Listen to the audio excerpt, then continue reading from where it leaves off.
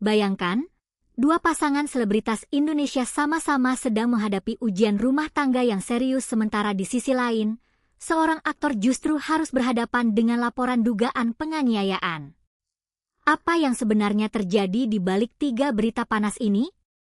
Sebelum masuk ke ceritanya, kalau kalian ingin terus mendapatkan kabar terbaru seputar selebritas Indonesia, jangan lupa like video ini, tulis pendapat kalian di kolom komentar, dan subscribe channel ini.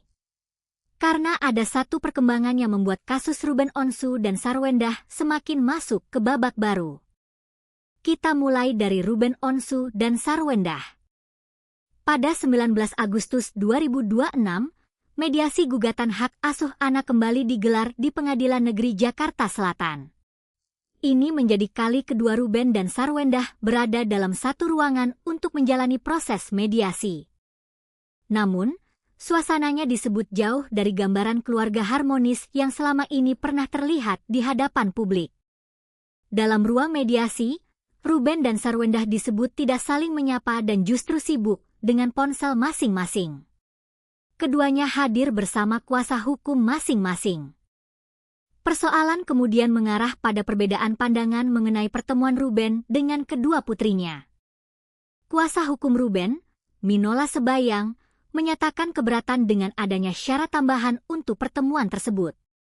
Menurutnya, berdasarkan Akta 39, Ruben memiliki hak untuk bertemu dan berkumpul dengan anak-anaknya 2-3 kali dalam seminggu.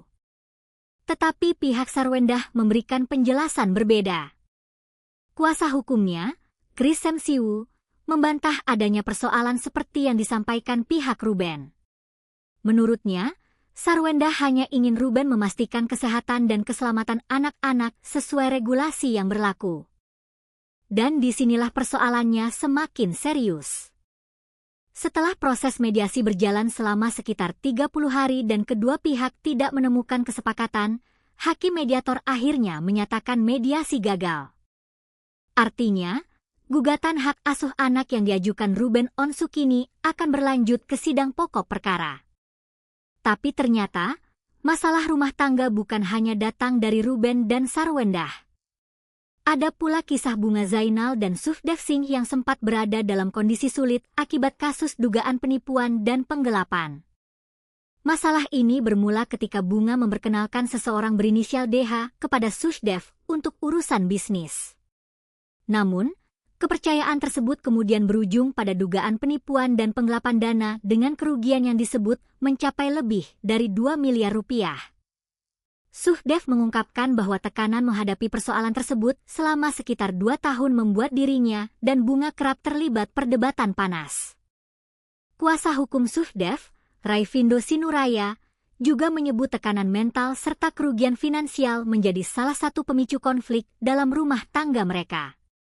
Kini Sufdev berharap proses gelar perkara khusus di Bareskrim Polri dapat membantu mengungkap persoalan tersebut dan memberikan keadilan serta efek jera bagi pihak yang dilaporkan. Dan berita ketiga datang dari dunia sinetron.